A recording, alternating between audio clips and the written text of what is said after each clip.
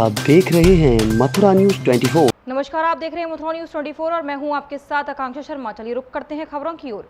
खैर थाने की पुलिस ने युवती का अपहरण कर बलात्कार के बाद हत्या करके शव नहर में फेंक देने के अपराध में 3 लोगों को गिरफ्तार किया है, जिन्होंने अपने बचाव व मृतका के परिजनों पर दबाव बनाने के लिए फर्जी गोली मारकर प्राण घातक हमले का मृतका के चाचा व मामा आदि के खिलाफ मुकदमा दर्ज कराया है। गिरफ्तार आरोपियों ने अपना अपराध कबूल कर लिया। पुलिस ने इन तीनों को न्यायिक हिरासत में जेल भेज दिया है। वहीं इस अपराध में शामिल 6 अन्य लोगों की पुलिस तलाश में जुटी है।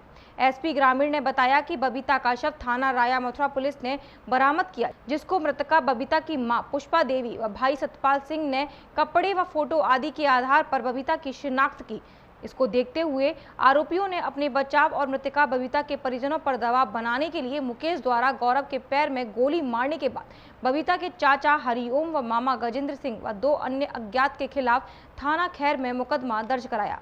पुलिस इस अपहरण, हत्या व दुष्कर्म के षड्यंत्र में शामिल अन्य 6 आरोपियों की तलाश में जुटी है। पुलिस ने गिरफ्तार गौरव, योगेश व शिव कुमार को न्यायालय में पेश कर न्यायिक हिरासत में जेल भेज दिया है। ये थाना खैर में मुकदमा संख्या 13/20 धारा 307 पंजीकृत हुआ था और ये जनवरी माह का मुकदमा है। उसमें जब विवेचना के दौरान पुलिस को घटना कुछ संदिग्ध लगी और भी अधिक विवेचना की गई तो ये प्रकाश में आया कि जो अभियुक्त इस मुकदमे में हैं उन अभियुक्त ने अपने आप को बचाने के लिए ये एक गलत एफआईआर दर्ज कराई थी।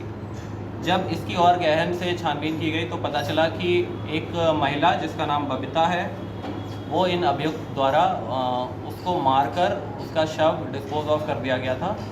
ये महिला इगलास क्षेत्र की रहने वाली थी और उस महिला के इस घटना में जो अभियुक्त हैं उनके साथ पहले के कुछ संबंध थे और उन संबंधों को छुपाने के लिए उस महिला की हत्या की गई। इसमें पुलिस ने जो मेन अभियुक्त हैं गौरव, योगेश, शिव कुमार, इनको गिरफ्तार कर लिया है और कुछ अभियुक्त जो उसके चाचा हैं राम कुमार, ये लोग अभी भी बचे हुए हैं और इनकी गिरफ्तारी का प्रयास जारी है। और इसमें जो गिरफ्तार करने वाली टीम है उसमें मैं क्षेत्राधिकारी खैर मोहसिन, इनके सुपरविजन में ये कार्य हुआ है, तो मैं इनको बधाई देता हूँ और इनकी टीम को बधाई देता हूँ कि इन्होंने एक काफ़ी अच्छी घटना का अनावरण किया है। जिन्होंने फर्जी ये मुकदमा लिखवाया उनके प्रति और समाज में पुलिस के प्रति विश्वास बनाए रखें, ऐसी ये एक अच्छा इन्वेस्टिगेशन हुआ है। अलीगढ़ के थाना सासनी गेट पुलिस ने 25,000 के वांछित चल रहे इनामी बदमाश सहित 2 बदमाशों को गिरफ्तार कर लिया। इनके पास से लूटा गया एक मोबाइल और चोरी की एक मोटरसाइकिल बरामद की गई है। पुलिस को मुखबिर की सूचना मिली कि बुधवार सुबह आगरा रोड पर इनामी बदमाश बाइक से गुजर सकता है। पुलिस ने राठी चौराहे पर चेकिंग करना शुरू कर दिया और एक बाइक पर सवार 2 युवकों को रोक लिया। दोनों बदमाश जिले से बाहर जा रहे थे। पकड़े गए बदमाश में 25,000 रुपये का इनामी वांछित चल रहा विशाल निवासी कैलाश गली दिल्ली गेट और वीरू निवासी कैलाश गली दिल्ली गेट शामिल हैं। इन दोनों पर थाना दिल्ली गेट, सासी गेट और बन्ना देवी में 12 मुकदमे लूट, छिनैती आदि के दर्ज हैं। एसपी देहात शुभम पटेल ने बताया कि इनामियों को पकड़ने का अभियान चलाया जा रहा है। सासनी गेट इंस्पेक्टर जावेद खां आगरा रोड पर राठी चौराहे के पास चेकिंग कर रहे थे, तभी चेकिंग के दौरान अपाचे बाइक पर विशाल व वीरू को रोका। पूछताछ में पता चला कि बाइक चोरी की है। इसका मुकदमा भी दर्ज है। इनसे लूट का मोबाइल भी मिला है। एसपी देहात ने बताया कि बन्ना देवी पुलिस 22 जुलाई को विशाल के खिलाफ गैंगस्टर में कार्रवाई की थी, जिसके बाद 25,000 का इनाम घोषित किया गया था। ये थाना सासनी गेट में दिनांक 1 सितंबर को थाना पुलिस द्वारा एक 25,000 का इनामिया और जो कि एक गैंगस्टर एक्ट में भी वांछित है, उसको लूट का मोबाइल और चोरी के साथ पकड़ा गया है। जैसा कि आप लोग को ज्ञात है कि वांछित को पकड़ने के लिए और इनामियों को पकड़ने के लिए डीजीपी महोदय का अभियान चल रहा है। उसी संबंध में थाना पुलिस ने एक ये बहुत ही अच्छा कार्य किया है। जो व्यक्ति गिरफ्तार हुए हैं इनके नाम है विशाल और वीरू। इनके पास से एक सैमसंग मोबाइल चोरी का और लूट का और एक मोटरसाइकिल बरामद हुई है। कोई आपराधिक इतिहास है सर इनका? ये लोग गैंगस्टर एक्ट में भी वांछित हैं और इसके पहले लूट के कुछ मुकदमे कर चुके हैं ये लोग और एनडीपीएस में भी ये लोग पहले जा चुके हैं। अलीगढ़ शहर में वाहनों के चालान काटने को लेकर भारतीय जनता पार्टी के अनुसूचित जाति के अध्यक्ष संदेश राज ने ऐतराज जताया है। उन्होंने आरोप लगाया है कि शहर में मुख्य चौराहे पर खड़े ट्रैफिक पुलिसकर्मी मनमर्जी से लोगों का चालान काट देते हैं। उन्होंने कहा कि अलीगढ़ में ट्रैफिक पुलिस लोगों के चालान के नाम पर उनसे अवैध वसूली कर रही है, जबकि लगातार इस तरह के मामले संज्ञान में भी आ रहे हैं। भाजपा नेता के अनुसार थाना बन्ना देवी क्षेत्र के मसूदाबाद पर पिछले दिनों एक युवक के साथ भी कुछ ऐसा हुआ, जहां पर स्थानीय चौकी इंचार्ज ने मास्क के नाम पर युवक का 8,000 से भी ज्यादा रुपए का चालान कर डाला। वहीं एक दूसरे कार्यकर्ता के साथ भी कुछ ऐसा ही किया गया, जिससे पहले गाड़ी रोककर मास्क लगाने की बात कही गई और मास्क ना लगाने पर उसका भी 2,500 रुपए का चालान कर दिया। इधर इन सभी मामलों को लेकर भारतीय जनता पार्टी अनुसूचित जाति के कार्यकर्ता सीओ ट्रैफिक के पास पहुंचे और अपनी समस्या उठाते हुए ऐसे पुलिस कर्मचारियों के खिलाफ कार्रवाई करने की बात कही, जबकि सीओ ट्रैफिक ने आश्वासन दिया है कि वह इस समस्या का जल्द संज्ञान लेंगे। महामंत्री महानगर अनुसूचित मोर्चा के तो कोई कल एक दरोगा जी ने किसी मास्क न लगाने वाले व्यक्ति का चालान कर दिया। उन्होंने उसमें एमबी एक्ट की धाराएं लगा दी। इनका कहना है कि साहब उन्होंने कागज़ पूछे ही नहीं, सिर्फ मास्क न लगाने का प्रकरण था। तो इन्होंने इस संबंध में अपना ज्ञापन दिया है। मैं संबंधित सभी फोर्स वालों को जो इन्होंने ज्ञापन दिया है उस संबंध में मैं सबको जो है एक नोटिस जारी करूँगा कि जो कोई जिस धारा का वायलेशन कर रहा है ट्रैफिक रूल्स का, सिर्फ उसी में लोग चालान करें, बाकी धाराओं में चालान नहीं करें। एडवाइजरी मैं जारी करूंगा और अगर इन बच्चों का गलत चालान हुआ है तो मैं उसको करेक्ट करूंगा। पुलिस ट्रैफिक व्यवस्था ध्वस्त है अलीगढ़ के अंदर। यहाँ पर आप देख सकते हैं कि योगी सरकार ने कोविड-19 जो महामारी चल रही है उसके संबंध में जन जागरण जनता में रहे और उसके बचाव के लिए उन्होंने मास्क अनिवार्य कर रखा है। कोई व्यक्ति अगर नहीं लगाता है तो उस पर केवल 100 रुपये का चालान है। कल हमारे कार्यकर्ता एक तरुण जी और एक हमारे विजय सिंह जी, दोनों कार्यकर्ता हमारे मसूदाबाद चौराहे से निकल रहे थे। दोनों पर मास्क जिम में था, लगा नहीं रखा था, लेकिन वहाँ के चौकी इंचार्ज ने तुरंत मास्क के नाम पर 100 रुपये की डिमांड की और कोई रसीद ना देते हुए केवल 100 रुपये की डिमांड की। उस पर इन्होंने हम भर दी के हम देते हैं, तो उन्होंने तुरंत इनके नाम 2,500 रुपये का चालान और हमारे विजय सिंह के नाम 8500 का चालान, जो बिल्कुल अनुचित है। हमें भी लगा, हमने रात को वहाँ पर खड़े होकर हमने वहाँ पर आंदोलन किया, पुलिस प्रशासन को चेताया कि अगर पुलिस प्रशासन और ट्रैफिक व्यवस्था सुचारू रखें, इस ओर ध्यान दें। आप केवल चालान पर ध्यान दे रहे हैं, आप केवल उत्पीड़न पर ध्यान दे रहे हैं। इससे मानसिक और आर्थिक दोनों उत्पीड़न कर रहे हैं आप। अलीगढ़ की जनता का कहाँ बर्दाश्त किया जाएगा। आज हमने एसपी ट्रैफिक से आज चेताया है कि ये हमारे दोनों जो चालान हुए हैं 8500 का और 2500 का, वो दोनों चालान निरस्त करें और दोनों कार्यकर्ताओं को हमें राहत दें। और हमारे पूरी अलीगढ़ की जनता से हमने राहत की मांग की है कि किसी का 100 रुपये अगर मास्क नहीं लगाता है तो 100 रुपये का चालान उस पर बनता है, लेकिन ये थोड़ी है कि आप उसकी गाड़ी का पूरा चालान कर दोगे, इंश्योरेंस का और डीएल का और आपका आरसी का सबका चालान कर दोगे। वो उन्होंने एसपी क्राइम साहब ने, एसपी ट्रैफिक साहब ने कहा है कि हम दूसरा आदेश जारी करते हैं और अलीगढ़ की जनता को राहत पहुंचाने का काम जल्द से जल्द करेंगे। और ये अगर नहीं करते हैं, अगर ट्रैफिक व्यवस्था नहीं सुधरती है तो हम पुलिस प्रशासन और ट्रैफिक व्यवस्था का शुद्धि बुद्धि हवन करेंगे। फिर भी नहीं सुधरते हैं तो अलीगढ़ की जनता खुद इन्हें सबक सिखाने के लिए तैयार है। इनका चौराहे पे हर गली में पुतला फूकेंगे, अपने आप सुधर जाएंगे। चोरी और लूट की घटनाएं अब थमने का नाम नहीं ले रही। आए दिन चोरी और लूट की घटनाएं सामने आती रहती हैं। चोर चोरी कर पुलिस प्रशासन को खुली चुनौती दे रहे हैं। ऐसा ही एक मामला मथुरा में सामने आया। मथुरा के थाना कोतवाली इलाके के सौंख अड्डे इलाके में लूट की वारदात सामने आई, जहां बाइक सवार बदमाशों ने पुलिस चौकी से महज 50 मीटर की दूरी पर पंजाब नेशनल बैंक के बाहर लूट की वारदात को अंजाम दे दिया। बैंक से पैसे निकालकर लौट रहे 50 वर्षीय रमेश चंद मीना नामक व्यक्ति से बाइक सवार बदमाशों ने 4,15,000 रुपए की लूट कर ली। घटना की सूचना मिलते ही पुलिस मौके पर पहुंच गई और घटना की जांच में जुट गई। इस बारे में जानकारी देते हुए एसएसपी डॉक्टर गौरव ग्रोवर ने बताया कि अभी सूचना प्राप्त हुई है जो पंजाब नेशनल बैंक थाना कोतवाली में है, वहां से श्री रमेश चंद मीना जी जो 4,15,000 का जो कैश बताया जा रहा है वो बैंक से लेकर के एक थैले में जा रहे थे पैदल, बैंक से निकल के दाएं मुड़े थे। वहीं पर इनका कहना है कि पीछे से 2 लड़के आए हैं मोटरसाइकिल पर, उनका जो थैला था उसको वो लोग छीन के ले गए हैं। संभवतः वो लोग पहले से ही बैंक में इनको वॉच कर रहे थे। इनके साथ संपर्क हो गया है, इनसे बातचीत हो गई है, इनको तहरीर दी जाएगी, उस पर मुकदमा लिखा जा रहा है और जितने भी CCTV कैमरास चाहे बैंक के अंदर के हैं चाहे बाहर के हैं वो सब दिखाए जा रहे हैं। पूरे जनपद में हाई अलर्ट करते हुए चेकिंग लगा दी गई। सर, ये कहाँ के रहने वाले हैं पीड़ित? ये बता रहे हैं वैसे मूलतः तो राजस्थान के रहने वाले हैं, लेकिन अभी काफ़ी समय से मथुरा में ही। गुरुवार को बलदेव विकास खंड कार्यालय पर भारतीय किसान यूनियन भानुगुट के कार्यकर्ता जिला अध्यक्ष देवेंद्र पहलवान के नेतृत्व में किसानों को हो रही समस्याओं को लेकर खंड विकास अधिकारी कार्यालय शोतैंक पांडे के पास पहुंचे, जहां उन्होंने किसानों की समस्या से उनको रूबरू कराया, जिसमें मुख्य रूप से किसानों को रजवाह में हो रही पानी की कमी, बिजली आपूर्ति और किसान सम्मान निधि जैसी प्रमुख समस्याओं को लेकर खंड विकास अधिकारी कार्यालय पर मौजूद वीडियो को अवगत कराया और उनके निस्तारण के लिए उन्होंने 10 तारीख तक का समय दिया। इन्हीं सभी मांगों को लेकर उन्होंने 20 सूत्रीय मांग पत्र खंड विकास अधिकारी शोतैंक पांडे को सौंपा और उसके निदान के लिए उनसे मांग की, जिसकी जानकारी देते हुए भारतीय किसान यूनियन भानुगुट के जिला महासचिव साधु सिंह ने जानकारी दी और बताया कि महासचिव के पद पर हूँ जी। भाई, आपके द्वारा ज्ञापन दिया गया है वीडियो साहब को, क्या रहा, क्या मांग थी?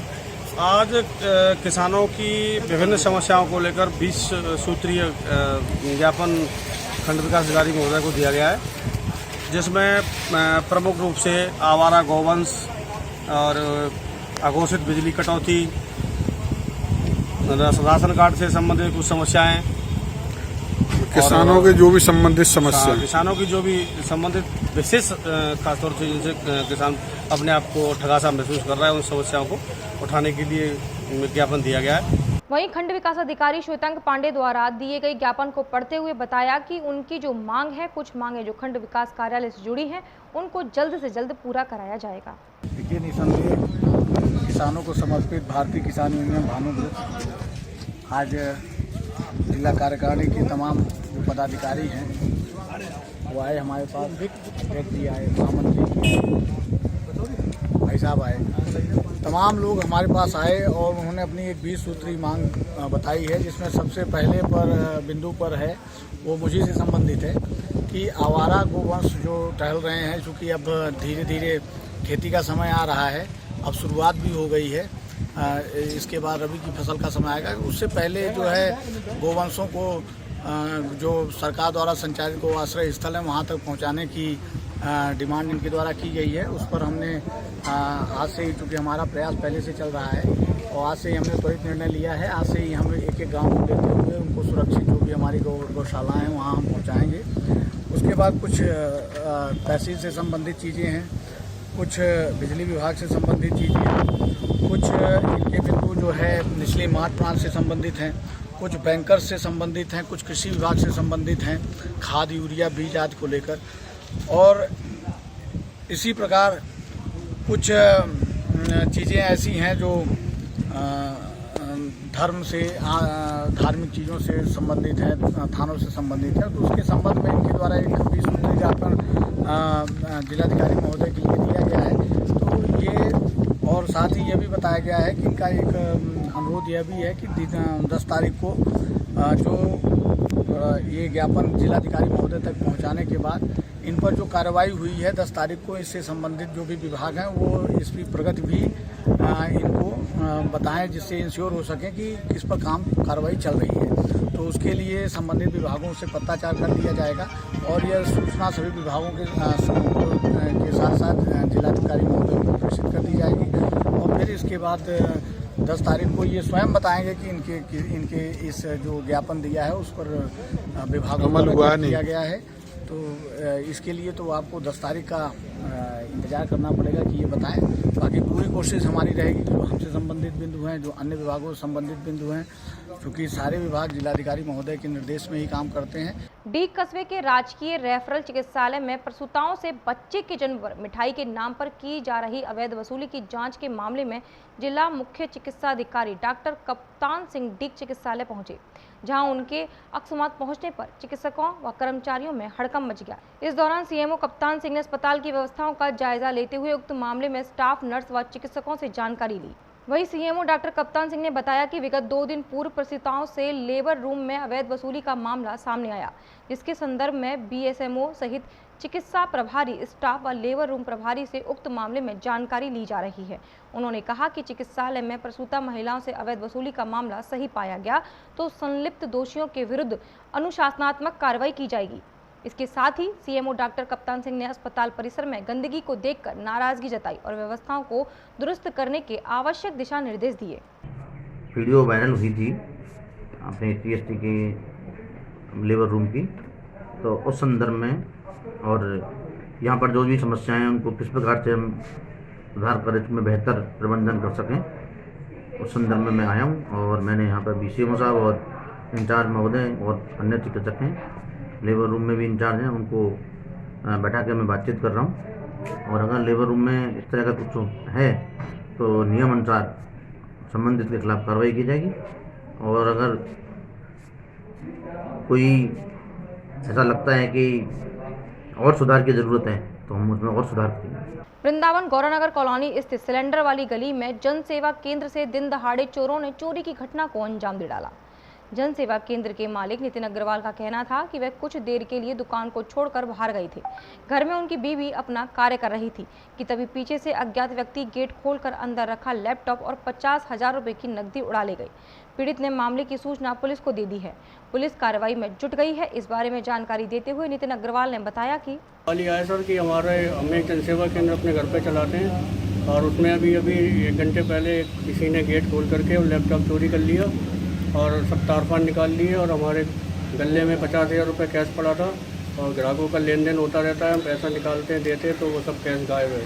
तो रिपोर्ट लिखाने यहाँ पे आए थे। तो आपके घर में कोई था नहीं क्या उस समय? घर पे हमारी मिसेज अंदर थी तो उनको पता नहीं चल पाया, वो बच्चे को नहला रही थी और अचानक से कोई 1 मिनट के अंदर निकाल करके वही हाथ साफ करके ले गया। आप उस समय कहाँ थे? हम उस समय बाजार गए हुए थे काम से अपने। तो आपका जन सेवा सुविधा केंद्र खुला हुआ था कि बंद था? नहीं, उस समय केवल हम गेट लगा गए थे जो अंदर से कुंडी लगी थी और किसी ने हाथ डाल के खोल ली। जाली वाला गेट है हमारा। अलीगढ़ के थाना इगलास क्षेत्र के गांव गंगागढ़ी का रहने वाला युवक महेंद्र गांव के ही रहने वाले हरि नारायण की पत्नी और उसकी नाबालिग बेटी को भगा कर ले गया था, जिसके बाद पुलिस ने महेंद्र को गिरफ्तार करते हुए जेल भेज दिया था। इसी बेइज्जती का बदला लेने के लिए हरि नारायण और उसके पूरे परिवार ने महेंद्र की हत्या की साजिश रचते हुए गांव कछोटपुरा के रहने वाले सुपारी किलर बॉबी को 1 लाख रुपए में महेंद्र की हत्या की सुपारी दी। हत्या की सुपारी लेने के बाद बॉबी ने महेंद्र का अपहरण करने के बाद 9-10 जुलाई 2017 की सांझ 9 गांव के पास नहर की पटरी पर ले जाकर महेंद्र की हत्या कर दी और हत्या करने के बाद महेंद्र के शव को एक बोरे में बंद करने के बाद नहर के अंदर फेंक दिया था। इसके बाद पुलिस ने दिनांक 12 जुलाई 2017 को 9 गांव नहर की पुलिया के पास से बोरे के अंदर बंद एक युवक की लाश बरामद की, जिसके बाद सुपारी किलर बॉबी ने हत्या करने के बाद पुलिस द्वारा पूछताछ और खुलासे के डर से भयभीत होकर 23 मार्च 2018 को अपने घर सुपारी किलर बॉबी ने आत्महत्या कर ली थी। एसपी ग्रामीण शुभम पटेल ने बताया, इगलास थाने में 10 जुलाई 2017 को गांव गंगागढ़ी में रहने वाले युवक महेंद्र के अपहरण की रिपोर्ट गांव के ही हरि नारायण सहित 4 लोगों को नामजद कराते हुए रिपोर्ट दर्ज कराई गई थी, जिसके बाद घटना की जांच क्राइम ब्रांच को दी गई। क्राइम ब्रांच और स्थानीय थाना पुलिस संयुक्त रूप से घटना के खुलासे के लिए लगी हुई थी। पुलिस को रिकॉर्ड और ग्रामीणों से पूछताछ कर नहलपुर पर 12 जुलाई 2017 को एक बंद बोरे में युवक का शव मिलने की जानकारी हुई थी, लेकिन शव की शिनाख्त नहीं होने पर पोस्टमार्टम के दौरान डॉक्टरों द्वारा मृतक का डीएनए सैंपल लिया गया। साक्ष्यों को और मजबूत करने के लिए मृतक के डीएनए सैंपल और उसके पिता सुग्रीव का डीएनए डॉक्टरों द्वारा सैंपल लेकर किए गए शव के डीएनए से मिलान करने की कार्रवाई की जा रही है। वहीं पुलिस ने गिरफ्तार आरोपी को विधिक कार्रवाई करते हुए जेल भेज दिया है। ये थाना इगलास में 2017 का एक मुकदमा 414/17 जो धारा 364 में दर्ज था, उसमें ये हुआ था कि एक व्यक्ति जिसका अपहरण कर लिया गया था और धारा 364 के तहत उसकी विवेचना चल रही थी। ये विवेचना फिर क्राइम ब्रांच के द्वारा की जा रही थी। क्राइम ब्रांच के इंस्पेक्टर और लोकल थाने की टीम ने जब पूछताछ में कुछ समय पहले कुछ अभियुक्तों को पकड़ा और उनसे पूछताछ में पता चला कि इन्होंने 2017 में इस युवक का उसका पैसे लेकर उसकी हत्या करवाई थी और जिससे कि ये केस पुलिस ने वर्कआउट किया। इसमें मैं बताना चाहूँगा कि इन्होंने पैसे देकर बॉबी एक व्यक्ति था जिसको पैसे देकर जो मृतक था उस समय का महेंद्र, उसका अपहरण करवाया और फिर उसकी हत्या करवाई। हत्या के क्या कारण? इसमें जो मृतक है उसके बताए जा रहे हैं जो मेन अभियुक्त है उसकी पत्नी के साथ उसके संबंध थे और इसी कारणवश उसने पैसे देकर हत्या करवा दी। वृंदावन में लगातार चोरी की घटनाएं थमने का नाम नहीं ले रही। नगर के वृंदावन दावानल कुंड स्थित उड़िया बाबा आश्रम में 31 अगस्त की सुबह कुछ चोरों ने आश्रम में रखे लोहे के चैम्बर, कूलर आदि के सामान को पार कर दिया, जिसकी घटना सीसीटीवी कैमरे में रिकॉर्ड हो गई। आप देख सकते हैं कि सीसीटीवी कैमरे में 3 युवक द्वारा किस तरह से चोरी की घटना को अंजाम दिया गया, जिसमें आश्रम का लगभग 20 से 25 हजार का सामान चोरों ने पार कर दिया। इसी बारे में आश्रम के प्रबंधक कुलदीप द्वारा पुलिस को इस बात की सूचना दी गई, लेकिन पुलिस ने अभी तक कोई भी कार्रवाई नहीं की। इस बारे में जानकारी देते हुए आश्रम के प्रबंधक कुलदीप ने बताया कि बाबा आश्रम के नाम से जाना जाता है वृंदावन में दावानल कुंड में। क्या घटना हुई है? यहाँ पे 31 तारीख को सुबह टाइम में 6:12 में 3 चोर आए और बाउंड्री कूद के यहाँ हमारे कुछ लोहे का सामान, कूलर का सामान और चैम्बर के ढक्कन लगे हुए थे लोहे के, इन सबको निकाल कर ले गए। इसके बाद मैंने पुलिस को भी सूचना दी, 100 नंबर में डायल किया, 2 लोग आए 10 मिनट में, परंतु मैंने कहा सीसीटीवी कैमरे में पूरा रिकॉर्ड हुआ है, क्योंकि घटना होने के बाद उन लोगों ने कैमरे को तोड़ा, तो जिससे उनकी पूरी रिकॉर्डिंग हो चुकी है, पूरा उनका चेहरा, फेस सब दिखाई दे रहा है। कितने रुपए का सामान ले गए थे? होगा 15 से 20 हज़ार रुपये का सामान होगा, क्योंकि कुछ कूलर का सामान था, बहुत महंगा था, चैम्बर के ढक्कन वगैरह ये सब लोहे के आइटम थे। पुलिस ने क्या कार्रवाई की अभी तक? पुलिस ने केवल ये कहा कि हम आ रहे हैं, हमारे बड़े अधिकारी आएंगे, क्योंकि आपके पास रिकॉर्डिंग है, उसको देखा जाएगा अच्छे से, फिर आगे की कार्रवाई। परंतु 2 दिन से पुलिस को मैं रोज़ फ़ोन लगा रहा हूँ, तो कोई ना कोई घटना बता के यहाँ की घटना को पल्ला झाड़ लेती है और आने को तैयारी नहीं हो रही। सब कुछ होने के बाद भी, रिकॉर्डिंग होने के बाद भी सीसीटीवी कैमरों को देखना नहीं चाह रही पुलिस। क्या चाहते हैं बाबा? हम यही चाहते हैं कि इस घटना को पहले तो पुलिस देखे जो घटना घटी है, क्योंकि आने वाले समय में और भी बड़ी घटनाओं को ऐसे में अंजाम दिया जा सकता है। अगर इन छोटी घटनाओं पे लगाम नहीं कसी जाएगी तो पुलिस यहाँ निरीक्षण करे और पुलिस यहाँ पर अपनी राउंडिंग बढ़ाए, जिससे ये, क्योंकि काफ़ी इस साइड में क्षेत्र है, यहाँ पे पुलिस का आना जाना भी कम होता है। तो मैं यही निवेदन करूँगा कि पुलिस यहाँ पे अपनी निगरानी बढ़ाए इस क्षेत्र में। भरतपुर जिले के नदबई थाना क्षेत्र के गांव गुदावली की युवती, उसके साथी और प्रहरी से गांजा, नकदी के अलावा 3 मोबाइल जब्त किए गए। जेल के अंदर से फोन पर नियमित रूप से बात होती थी और जेल में मोबाइल चलने की खबर की एक बार फिर से पुष्टि हुई। गौरतलब है कि प्रेमी को गांजा और रुपए देने आई नीतू प्रहरी राम निवास और एक अन्य परिचित के साथ जेल परिसर के बाहर ही समय रहते पुलिस द्वारा पकड़ी गई। सेवर सेंट्रल जेल में मोबाइल, तंबाकू, बीड़ी, सिगरेट आदि आपत्तिजनक वस्तुओं की बिक्री के खेल में वहां के स्टाफ और अधिकारियों की मिलीभगत साबित होने को लेकर चैनल द्वारा पूर्व में खबरें प्रसारित की जाती रही हैं, लेकिन खबर के बाद पूर्व में पकड़े गए एक कार्मिक के बाद अब दूसरे जेल प्रहरी राम निवास गुर्जर को एक बंदी की प्रेमिका से जेल के बाहर से गांजा, रुपए और मोबाइल आदि आपत्तिजनक सामग्री लेते हुए गिरफ्तार किया गया। वह इससे पहले भी 2-3 बार उस बंदी को जेल में अंदर आपत्तिजनक वस्तुएं पहुंचा चुका है। इससे पहले 12 जून को पुलिस ने ऐसे ही मामले में एक कार्मिक केशव देव शर्मा को गिरफ्तार किया गया था। अब राम निवास के अलावा नदबई के गुदावली निवासी युवती कुमारी नीतू और चिकसाना के नगला बरेला निवासी सुभाष जाट को भी गिरफ्तार किया गया है। नीतू देर रात्रि करीब 10 बजे जेल में बंद अपने प्रेमी चमनवीर सिंह के लिए जेल प्रहरी को गांजा, चिलम, रुपए और मोबाइल आदि देने आई थी। तलाशी में जेल प्रहरी रामनिवास गुर्जर के पास एक थैली में 30 ग्राम गांजा, दूसरी थैली में पॉलीथीन की 97 छोटी खाली थैलियां, एक मिट्टी की सुल्फी और एक छोटा काला कपड़ा निकला। इसके अलावा तीनों के पास एक मोबाइल पाया गया। वहीं जब युवती नीतू के पर्स में 3000 रुपये मिले। उल्लेखनीय है कि सेवर जेल में लंबे समय से मोटी रकम लेकर बंदियों को मोबाइल, तंबाकू, बीड़ी, सिगरेट, गुटखा, गांजा, अफीम आदि प्रतिबंधित वस्तुएं उपलब्ध कराई जाने का खेल चल रहा है। कल कोई मोबाइल के फ़ोन के संचालित होने की जानकारी मिली थी, तो श्रीमान टाइगर साहब के निर्देशानुसार इसमें एक हमारे IPS प्रोबेशनर सर हैं सुमित मेहरा जी, शिव साहब CT शिव साहब हमारे ग्रामीण, 2 RPS प्रोबेशनर महिलाएं और DS शोरी पुलिस लाइन का जाब्ता था, CID CP CID and DSP वगैरह। तो वहाँ पे सर्च किया था कुछ वार्डों में, तो वहाँ पे कुछ 4 मोबाइल चार्जर बरामद हुए थे, जिसका मुकदमा अज्ञात में दर्ज जेल की तरफ से कर लिया गया। हमारे साथ जेल की पूरी टीम भी थी, जो संयुक्त रूप से ये कार्रवाई की गई थी। सूचना ये तकनीकी पहलुओं के आधार पर ही दी गई थी। इसके अलावा कल शाम को हम गश्त कर रहे थे, तो गश्त के दौरान कोई सूचना मिलती है कि एक लड़का और एक लड़की है, ये नंबर की मोटरसाइकिल है, इसके ऊपर कोई मोबाइल देने के लिए ये आएंगे रामनिवास से गुजर जेल प्रहरी को। तो हमने उसको ट्रैक किया, पता लगाया, उन्होंने जैसे ही उसको दिया हमने उनको पकड़ा तो ये पाया है कि एक लड़का जो कि नंगला बरेली थाना चिकसाना का था, सुभाष जाट, उसने रामनिवास गुजर को वो गांजा दिया 30 ग्राम के लगभग। सुल्फी थी, कुछ प्लास्टिक की थैलियाँ थी उसके अंदर, और उसके साथ एक महिला थी। जो महिला थी नीतू चौधरी है, वो वहाँ की रहने वाली गुदावली थाना नदबई की। वो तो अंदर में जेल का बंदी है, चिंटू उर्फ चमनवीर, तो फौजदार, ये उसकी गर्लफ्रेंड है।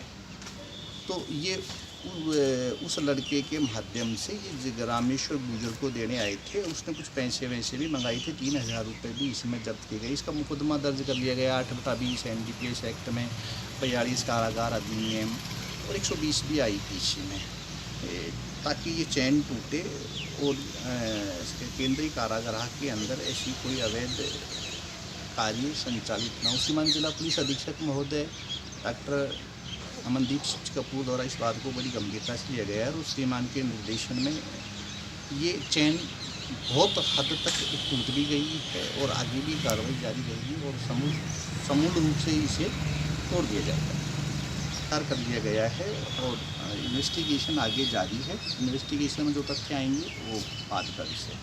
पहले जब से श्रीमान जिला पुलिस अधीक्षक डॉक्टर अमनदीप सिंह कपूर आए हैं तब से लगातार ही कार्रवाई जारी है। लगातार एक बहुत ही गंभीरता से श्रीमान इस पे नज़र रख रहे हैं। कोई भी सूचना मिलती है किसी प्रकार की किसी भी माध्यम से तो उसमें तुरंत कार्रवाई श्रीमान कराते हैं, टीम जाती है। पहले भी काफ़ी मोबाइल भी बरामद हुए हैं, मोबाइल चार्जर भी बरामद हुए हैं, आदमियों को भी गिरफ्तार किया है। पहले एक जेल प्रहरी केशव पंडित को भी गिरफ्तार इसमें किया जा चुका है। अभी तक के लिए सिर्फ इतना ही। मुझे दीजिए इजाज़त, फिर मिलेंगे नई खबरों के साथ। नमस्कार।